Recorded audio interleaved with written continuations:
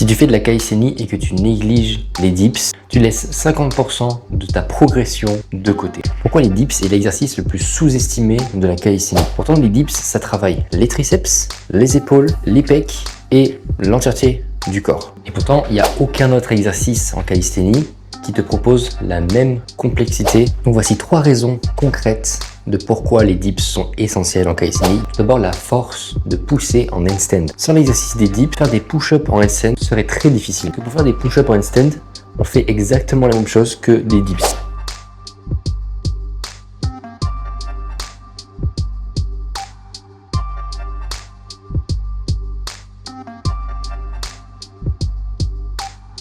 Ensuite, il y a aussi un lien avec le muscle up. Parce que dans le muscle up, tu as deux étapes cruciales dans le muscle up.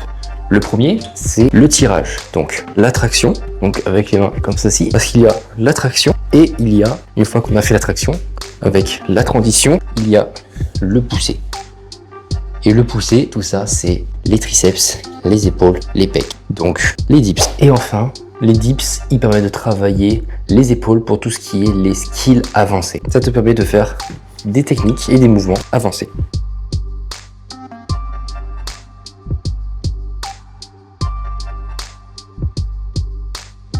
Sans ça, ça aurait été très compliqué d'avoir un front lever. Moi, au jour 178, les dips sont souvent dans ma séance classique, tout simplement parce que c'est elle qui me permet d'évoluer grâce à cette machine-là pour continuer à progresser et à renforcer mes muscles pour les skills avancés que je veux essayer de maîtriser comme le handstand, le L-sit, two handstand, le front lever, continuer à le travailler et bien d'autres que je vais pouvoir faire par la suite. Ne sous-estimez jamais les dips parce qu'elles font vraiment partie des fondements pour maîtriser la calisthénie. Si tu as aimé cette vidéo, n'hésite pas à me commenter combien de dips tu es capable de faire, de liker également si tu as aimé et de me suivre pour continuer l'aventure ensemble.